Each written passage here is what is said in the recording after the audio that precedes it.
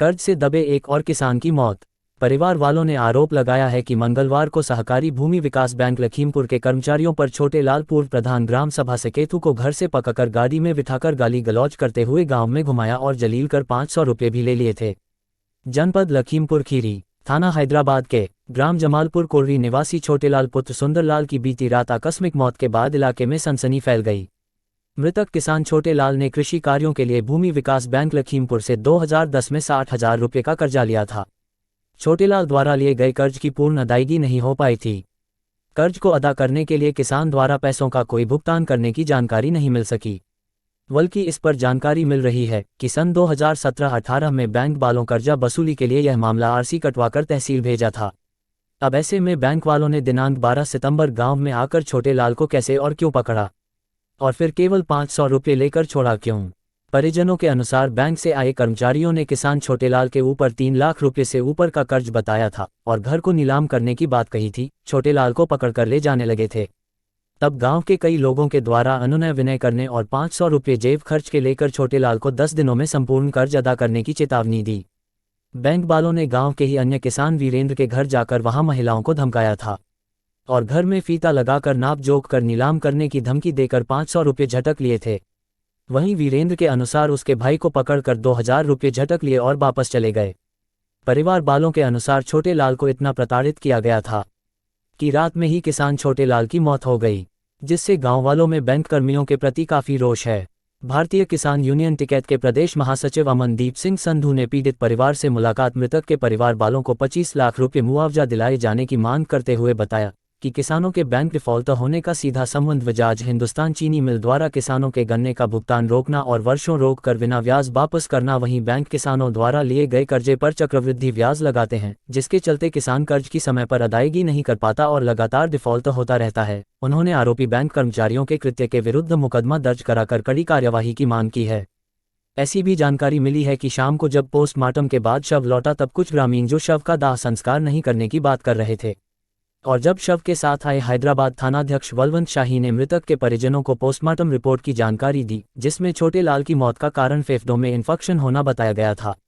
दिखाई तब सभी की सहमति से मृतक की पत्नी को आवास और कर्जा माफी की बात पर सहमति बन गई। कल सुबह मृतक का अंतिम संस्कार होगा। आमिर इकबाल की रिपोर्ट। क्या नाम है आपका? गोपी चंद्र नाम है सर हमारा, और यह हमारे पिताजी का नाम छोटेलाल और ग्राम जमालपुर के रहने वाले हैं, ग्राम पंचायत सकेतू। और कल हमारे पिता के साथ घटना हुई है और वो भूमि विकास वाले आए थे हमारे लखीमपुर से, और वो आए और पिताजी का गाड़ी में लाद लिए।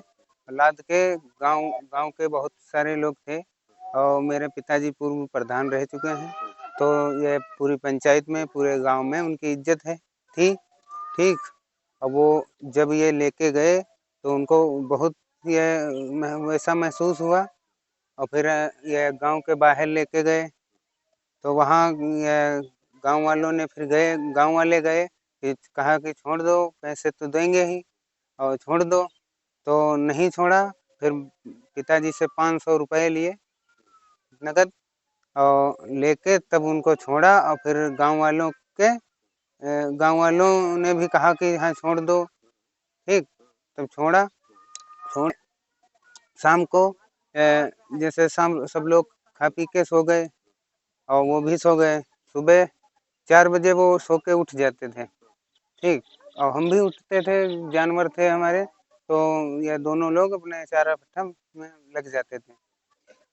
और हम उठे जब 4 बजे तो मैंने देखा कि आज ये पिताजी नहीं उठे हैं, क्या बात है? तो आवाज़ लगाई तो बोले नहीं, तो फिर ये हाथ लगाया तो देखा उसमें ये मतलब जी रह नहीं गया था, मर गए थे, चुके थे। क्या लगता है आपको किस कारण मौत हुई? ये उनके भूमि विकास वालों की वजह से मौत हुई उनकी। हाँ। मतलब नाइट में आपको आज जो घटना हुई है यहाँ पे, जो कल भूमि विकास बैंक के कर्मचारियों द्वारा छोटेलाल ये गांव जमालपुर इनको बैंक के कर्मचारियों की तरफ से काफ़ी जलील किया गया और जिनको रात में उनका हार्ट अटैक हो गया और वो स्वर्ग सुधार गए हैं। और उन्होंने लगभग 50-60 हज़ार रुपये जो कर्जा लिया था जो इस समय 2.5-3-4 लाख रुपया बना हुआ है, तो कल उनको काफ़ी जलील किया गया और वो जलालत अब नहीं सहन पाए या कुछ भी हुआ, उनको दिल का दौरा पड़ गया। और हमारी प्रशासन से यही मांग है, क्योंकि ये पूरा सिस्टम यहाँ जो हर किसान के ऊपर कर्जा बढ़ रहा है, इसकी मेन जिम्मेदारी है बजाज हिंदुस्तान शुगर मिल की। उसके बाद ये किसानों पर जो कर्जा, ये जो ब्याज भी नहीं दे रहा, किसान का ब्याज तक नहीं भर पा रहा, जो कि 10 साल से लिया था, किसी ने 5 साल का कर्जा लिया था, किसान का जो पैसा वहां से एक आधी पर्ची का आता है वो ब्याज में ही कट जाता है, किसान तक नहीं पहुंच पाता। तो हमारी प्रशासन से मांग है कि इसमें बैंक के कर्मचारियों के खिलाफ और बजाज हिंदुस्तान शुगर लिमिटेड के खिलाफ FIR की जाए। उसके बाद पीड़ित परिवार को मुआवजा दिया जाए और इनका जो कर्ज है माफ किया जाए। और जो ये एक परिवार की समस्या है, ये यहाँ पे हजारों परिवारों की समस्या होने वाली है और किसान ब्याज नहीं भर पा रहा। ये इसकी मेन समस्या है बजाज हिंदुस्तान शुगर लिमिटेड। जो किसान यहाँ का जो गन्ना का क्षेत्र है, तराई क्षेत्र है, गन्ने के ही किसान है और गन्ने का जब तक पैसा नहीं मिलेगा किसान पर कर्ज बढ़ता चला जाएगा, किसान कर्जा इसका अदा नहीं कर पाएगा और पीड़ित परिवार को के साथ में हम। और एक चीज मैं और कहना चाहता हूं, जो भी हमारे किसान भाई देख रहे हैं या सुन रहे हैं, किसी को भी अगर कोई भी बैंक का कर्मचारी या कोई भी अधिकारी परेशान करता है तो हम लोगों से संपर्क करें। अगर कोई भी गलत कदम किसान को नहीं उठाना है, कोई किसी को भी आत्महत्या नहीं करनी है या कोई भी ऐसा काम नहीं करना है, आपके साथ में भारतीय किसान यूनियन खड़ी है। आप हम लोगों से संपर्क करिए। कोई भी अधिकारी आता है या कोई भी आता है, 1 रुपए भी आपको नहीं देना है और हम आपके पूरे परिवार के साथ में हैं। क्या नाम आपका? मेरा नाम अमनदीप सिंह संधू, प्रदेश महासचिव भारतीय किसान यूनियन टिकैत।